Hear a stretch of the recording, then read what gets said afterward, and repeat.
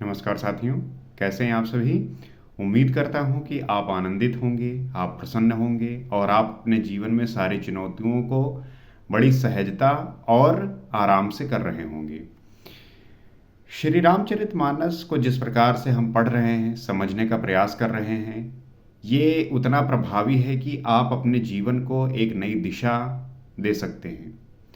गोस्वामी तुलसीदास जी ने इस ग्रंथ को सिर्फ कहानी और कथा के रूप में नहीं बल्कि जीवन के उन सारे रहस्यों से सजग किया है, उन रहस्यों के बारे में बताया है जो हमारे लिए जानना आवश्यक है।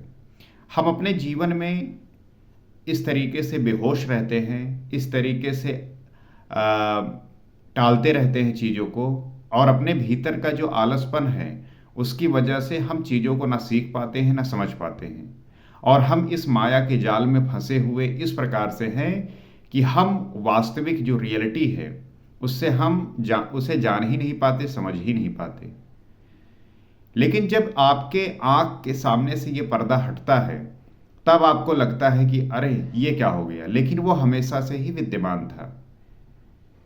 श्री रामचरितमानस आपको वो समझ देता है, वो विवेक देता है, वो भक्ति देता है, जिसके माध्यम से आप अपने जीवन की सारी बाधाओं को दूर करके वो देख पाते हैं जो आपके लिए देखना जरूरी है।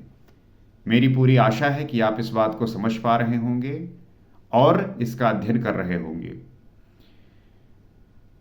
अध्ययन अगर आप नहीं कर पा रहे हैं तो इस चैनल पे हम नित्य जो है इसका पाठ करते हैं। आप जो है आकर इसका श्रवण कर सकते हैं और इसका जो है आनंद प्राप्त कर सकते हैं।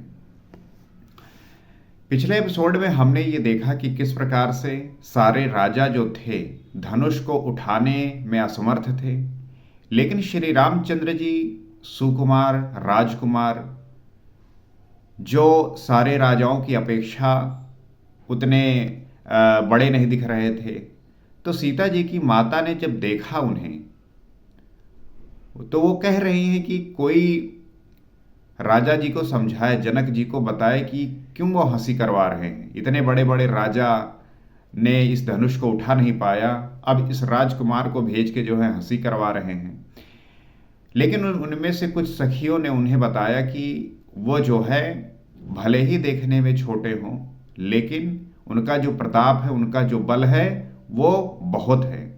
आगे की कथा क्या है आइए जानते हैं और समझने का प्रयास करते हैं। काम कुसुम धन सायक लीन्हे, सकल भुवन अपने बस कीन्हे, देवी तजय संशय अस जानी, भंजब धनुष राम सुन रानी। कामदेव ने फूलों का ही धनुष बाण लेकर समस्त लोगों को अपने वश में कर रखा है। हे देवी, ऐसा जानकर संदेह त्याग दीजिए। हे रानी सुनिए, रामचंद्र जी धनुष को अवश्य ही तोड़ेंगे।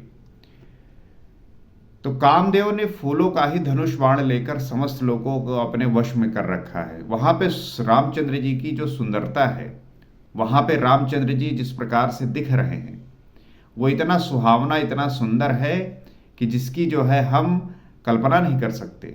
वो इतना सुंदर और सुहावना है जहां पे ऐसा लगता है कि कामदेव जो है आके प्रकट हो गए हों। इसलिए हे देवी, ऐसा जानकर संदेह त्याग दीजिए और श्री रामचंद्र जी धनुष को अवश्य तोड़ेंगे, ये सखी कह रही है।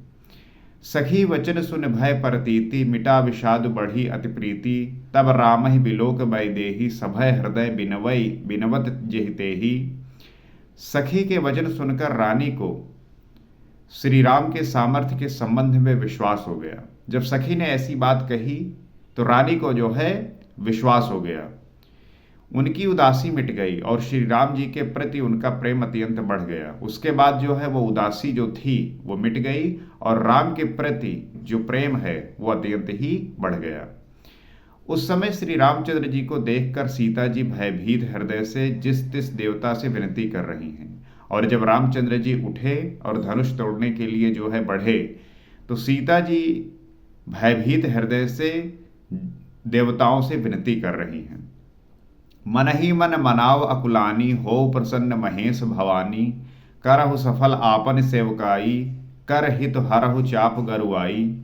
वे व्याकुल होकर मन ही मन मना रही हैं, हे महेश भवानी मुझ पर प्रसन्न होइए।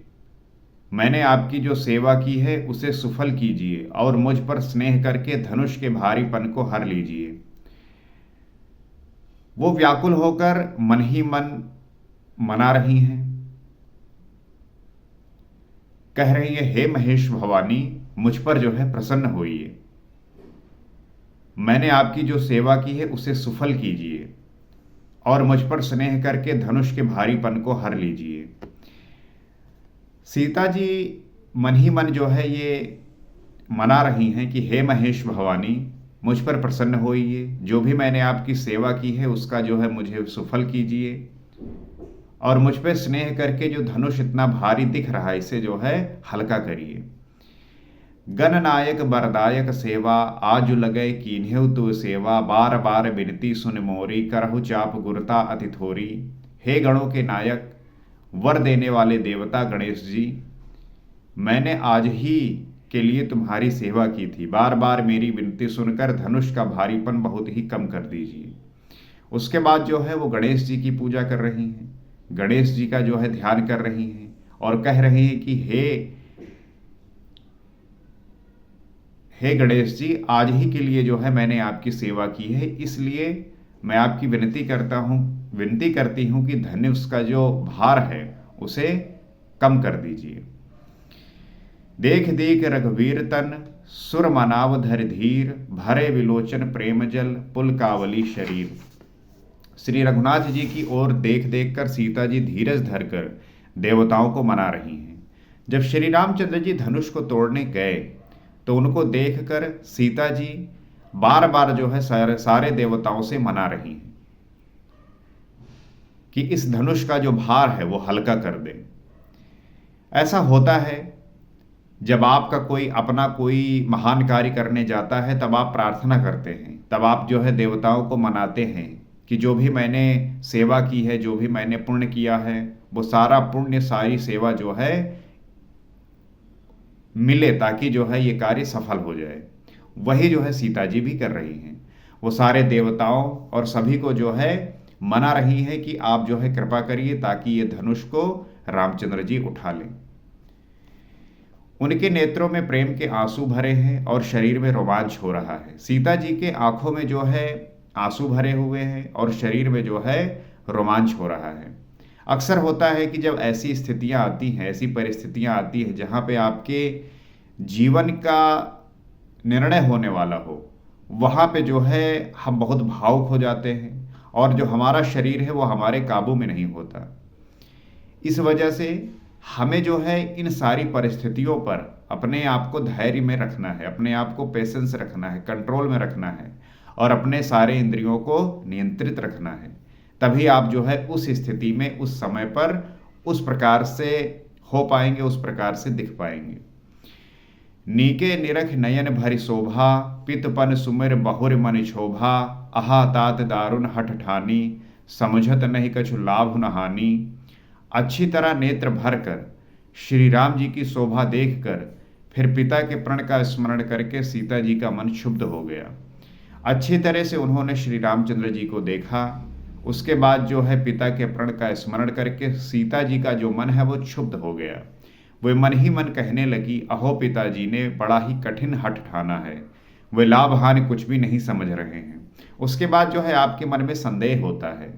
जिस प्रण को पिताजी ने ठान रखा है कि जो धनुष को उठाएगा उसी के साथ सीता जी का विवाह होगा, आप ऐसी प्रार्थना भी करते हैं। उसके बाद जो है आप उस व्यक्ति को कोसते भी हैं कि उसने ऐसा क्यों किया। अगर उसने ऐसा नहीं किया होता तो ये कार्य जो है बातों से हो सकता था, साधारण हो सकता था।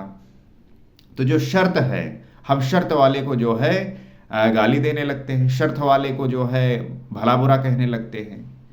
हमारी टेंडेंसी रही है कि हमारे अपने स्वार्थ सिद्धि के लिए जो चीज हो सके हम उसी पे चलते हैं, वही करने का प्रयास करते हैं।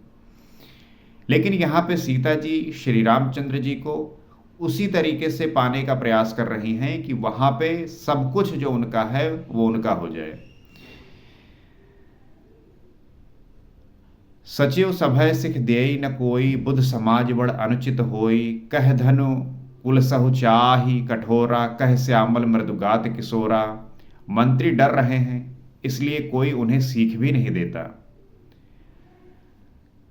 चूंकि राजा जनक ने यह हठ ठान रखी है, मंत्री जो है राजा से डरते हैं, इसलिए जो है वो सीख भी नहीं दिए कि ये क्या कर रहे हैं राजा जी। पंडितों की सभा में यह बड़ा अनुचित हो रहा है और वो ये कह रहे हैं कि इस प्रकार से अगर कोई राजा अपने मंत्रियों की बात ना माने और हठ मानकर कोई निर्णय ले तो वो अच्छी बात नहीं होती, अनुचित होता है। कहाँ तो वज्र से भी बढ़कर कठोर धनुष और कहाँ ये कोमल शरीर किशोर श्याम सुंदर, कहाँ ये वज्र से जो है कठोर धनुष है और कहाँ जो है कोमल शरीर किशोर श्याम सुंदर है। ये कैसे हो पाएगा? ये हठ जो है ठीक बात नहीं है, अनुचित है। विधि के ही भांत धरव उर धीरा, सिरस सुमन कन बेध हीरा, सकल सभा के मति भय भोरी, अब मोहि शंभु चाप गति तोरी, हे विधाता मैं हृदय में किस तरह धीरज धरूं।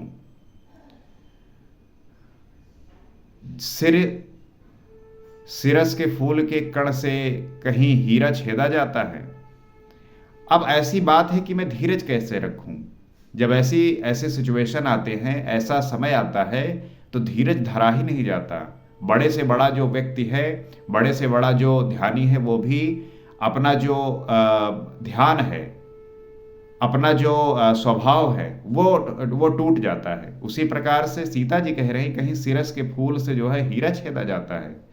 सारी सभा की बुद्धि बावली हो गई है। अतः हे शिव जी धनुष, अब तो मुझे तुम्हारा ही आसरा है। सारे सभा की जो बुद्धि है वो सभी की जो है बावली हो गई है। इसलिए सीता जी शिव जी से ही विनती कर रही हैं कि अब मुझे तुम्हारा ही आसरा है। निज जड़ता लोगन पर डारी, होई हरव रघुपत ही निहारी, अति परिताप सीये मन माही, लव निमेष जुग सह सब जाही। तुम अपनी जड़ता लोगों पर डालकर श्री रघुनाथ जी के सुकुमार शरीर को देखकर उतने ही हल्के हो जाओ। इस प्रकार सीता जी के मन में बड़ा ही संताप हो रहा है। निमेष का एक लव अंश भी 100 युगों के समान बीत रहा है। इसलिए वो